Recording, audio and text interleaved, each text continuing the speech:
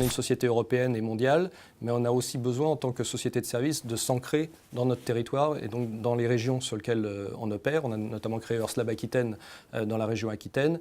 Et donc le travail que l'on peut avoir avec le pôle, cet Earth Lab a été labellisé par le pôle Aerospace. Et donc avoir une bonne connexion entre le pôle et notre métier de développement des services, c'est important pour nous.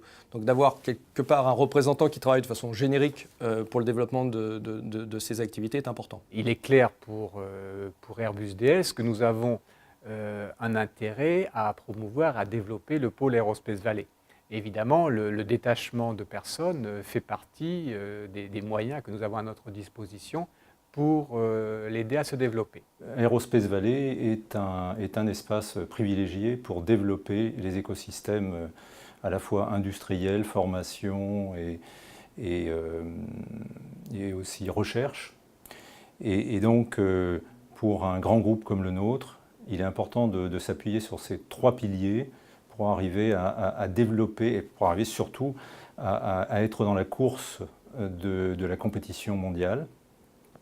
Et cet environnement tout particulier fonctionne d'autant plus que des gens qui ont cette compétence-là, cette expérience-là, et c'est le cas de Marc Perret, ont la possibilité de s'impliquer et donc d'apporter notamment aux PME et ETI leur expérience, leur connaissance du milieu pour qu'elles aient une bonne compréhension et donc qu'elles aient la possibilité de répondre aux exigences des nouveaux marchés. C'était la volonté pour notre organisation de rester jeune. Et rester jeune, ça veut dire pour nous être au contact de partenaires, d'acteurs, d'entreprises, de découvrir des technologies, d'être proche de nouveaux marchés. Détacher un cadre au sein d'Aerospace Valley, ça correspond pour Airbus Defence and Space à une possibilité de participer, je dirais, à son écosystème économique, d'amener des compétences dans une organisation telle qu'Aerospace Valley qui puisse à la fois irriguer le tissu régional des PME et des ETI, mais qui puisse aussi, au travers de cette personne, ramener au sein de l'établissement, au sein de la société, un certain nombre de bonnes pratiques, un certain nombre de, j'allais dire, une espèce de veille technologique, et d'avoir un œil à l'extérieur, quelqu'un qui puisse ramener qui puisse être connecté à son environnement.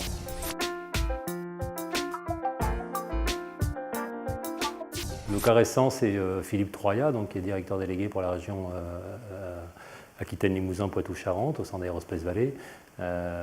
Philippe est à mi-temps au sein du pôle et à mi-temps au sein de l'établissement. Il gère, je dirais, son agenda et ses présences en fonction des contraintes qu'il peut avoir de chaque côté. Et c'est à lui de gérer au mieux, je dirais, ses présences, sachant que globalement, sur l'année, on équilibre ça autour d'un mi-temps Aerospace Valley, mi-temps Airbus Defence and Space. On se voit régulièrement pour qu'il m'explique quelles sont les avancées dans le domaine, quels sont les projets qui sont en train d'être développés et comment nous, au niveau de l'entreprise, on peut se préparer à aider dans les structures comme les comités de labellisation, ou d'autres initiatives plus spontanées, sporadiques, des présentations de notre marché, de nos besoins, comment on peut contribuer, donc ça permet de s'y préparer. Franck est détaché au pôle, il a ses responsabilités au sein du pôle, il est responsable RTI pour les activités drone et télécom, et à ce titre, il a ses fonctions au sein du pôle, et il vient nous rendre visite, et on a des points réguliers, bien évidemment, d'échange, mais son travail est au sein du pôle.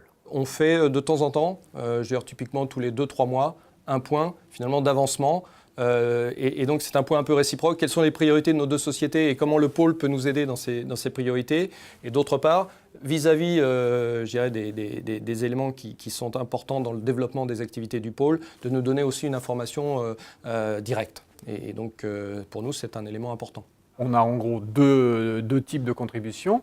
D'une part, des détachements de longue durée de personnel permanent, donc qui sont transférés ou mis à disposition du pôle pendant une certaine durée. Et d'autre part, nous encourageons nos collaborateurs à participer aux travaux du pôle, soit à l'intérieur de ce qu'on appelle les DAS, les domaines d'action stratégique, soit à travers les commissions marché.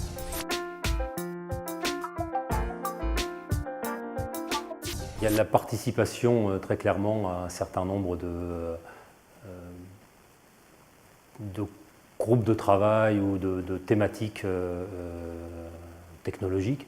On a un certain nombre de cadres ou d'ingénieurs de l'entreprise qui participent de manière régulière ou occasionnelle en fonction de leur domaine de compétences à un certain nombre de clusters, que ce soit dans le domaine des matériaux composites, dans le domaine des systèmes.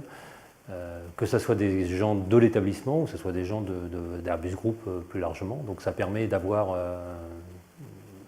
un croisement, j'allais dire, des meilleures compétences dans les différents domaines au travers de rencontres que peuvent faire nos ingénieurs avec d'autres ingénieurs de PME, de TI ou d'autres groupes comme Thales, Dassault, Safran, qui peuvent rencontrer dans ces domaines-là. Clairement, une meilleure compréhension et une connaissance de ce fonctionnement du pôle, le fait d'avoir un de nos salariés qui y travaille directement et qui a en plus eu une responsabilité majeure dans l'organisation du pôle, je pense que c'est quand même pas forcément toujours très facile pour une société extérieure aux différents pôles de bien comprendre les mécanismes associés, les mécanismes de financement notamment, donc ça c'est un apport évident.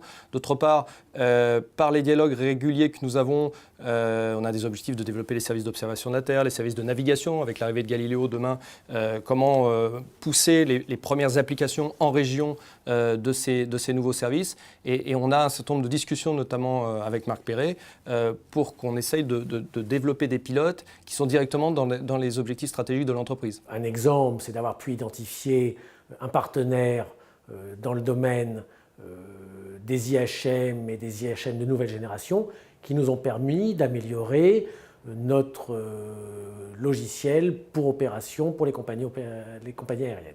C'est de favoriser l'innovation. Comme vous le savez, le pôle labellise des projets et une fois labellisés, ces projets sont donc en meilleure position pour obtenir du financement, en particulier du financement du FUI, le Fonds unifié interministériel. Et à titre d'exemple, je peux également citer l'incubateur de l'ESA, un des incubateurs de l'ESA BIC, Business Incubation Center. Et donc, il existe un tel incubateur en région et il a été créé par le pôle. D'autres termes, il n'aurait pas été possible de créer cet incubateur ESA si le pôle n'avait pas été présent. On voit effectivement un impact. Alors j'allais dire, pour la communauté industrielle, je pense. On voit d'ailleurs que le nombre d'adhérents à Aerospace Valley est en croissance permanente, ce qui est quand même signe qu'il y a une importance à être sur cette place-là. D'un autre côté, nous, de façon extrêmement égoïste, si je puis dire, on voit qu'effectivement, il y a un développement de maturité au niveau des PME.